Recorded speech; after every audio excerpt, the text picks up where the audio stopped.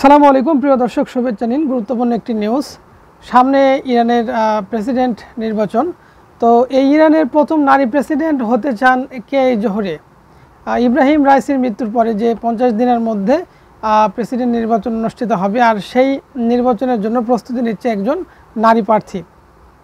তো চলুন দেখে আসি সেই নারীটির পরিচয়। হেলিকপ্টার দুর্ঘটনায় প্রেসিডেন্ট ইব্রাহিম রাইসির মৃত্যুর পর ইরানে যেন সব কিছু থমকে গেছিল। তবে অল্প দিনেই শোক কাটিয়ে উঠে 28শে জুন আগাম প্রেসিডেন্টের নির্বাচনের জন্য প্রস্তুতি নিচ্ছে দেশটি। এই নির্বাচনকে ঘিরে প্রতিদ্বন্দ্বী প্রার্থীদের মধ্যে প্রতিযোগিতা শুরু হয়ে গেছে। সাবেক প্রেসিডেন্ট সহ কয়েকজন আইন প্রণেতা এই নির্বাচনে দাঁড়ানোর জন্য মনোনয়নপত্র জমা দিয়েছেন, তবে তাদের ভাগ্য ঝুলে আছে গার্ডিয়ান কাউন্সিলের হাতে। প্রিয় দর্শক, আপনারা জানেন যে সেখানে একটি গার্ডিয়ান কাউন্সিল আছে। এই গার্ডিয়ান কাউন্সিলটাই নির্বাচন করবে বা সিলেক্ট করবে যে কে প্রার্থী হতে পারবে। তারা ইচ্ছা করলে রাখবে এবং তারা ইচ্ছা না করলে সেটাকে বাতিল করবে। এই কাউন্সিলের অনুমোদন না পেলে নির্বাচনে প্রতিদ্বন্দ্বিতা করতে পারবেন না কোনো প্রার্থী। অর্থাৎ কোনো প্রার্থীকে নির্বাচনে প্রতিদ্বন্দ্বিতা করতে হলে তাকে অবশ্যই গার্ডিয়ান কাউন্সিলের অনুমোদন নিতে হবে। জনপ্রিয় সাবেক প্রেসিডেন্ট থেকে শুরু করে পার্লামেন্টের স্পিকার সবাই বসতে চান রাইসির চেয়ারে। এবার সেই তালিকায় যুক্ত হলেন সাবেক একজন নারী আইন প্রণেতা জোহরে ইলাহিয়ান।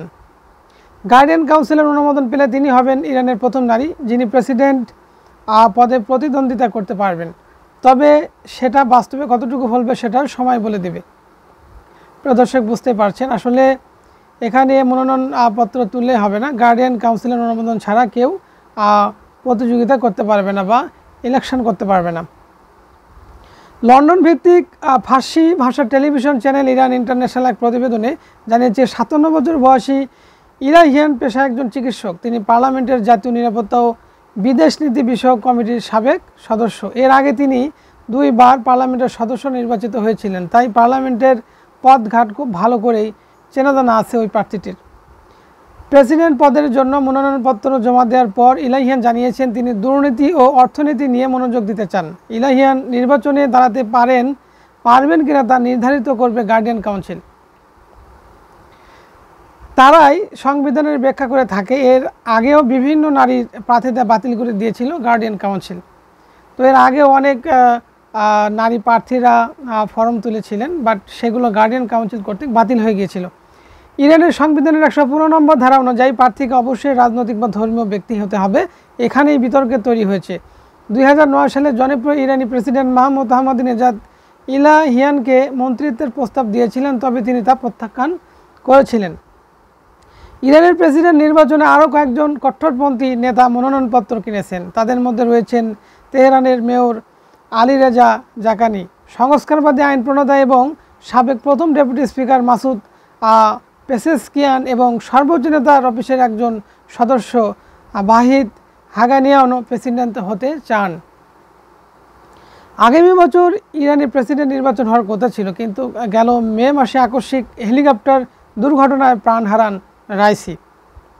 এতে হঠাৎ করে ইরানের রাজনৈতিক পরিমণ্ডলে শূন্যতার সৃষ্টি হয়। সেই শূন্যতা পূরণে কে হবেন ইরানের পরবর্তী কাণ্ডারি, সেই অপেক্ষায় রয়েছে বিশ্ববাসী।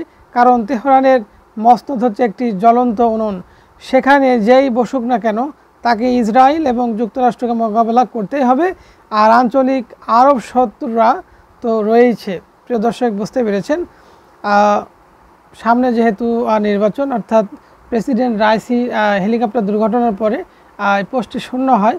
আর এই শূন্যতা পূরণের জন্য ঠিক 50 দিনের মধ্যেই নির্বাচনটি হতে হবে। নির্বাচনকে উপলক্ষ করে অনেক প্রার্থী মনোনয়ন ফর্ম তুলেছেন, তবে একমাত্র গার্ডিয়ান কাউন্সিলই অনুমোদন দেবে যে কে নির্বাচন করতে পারবে। গার্ডিয়ান কাউন্সিল চাইলে হবে, না চাইলে হবে না।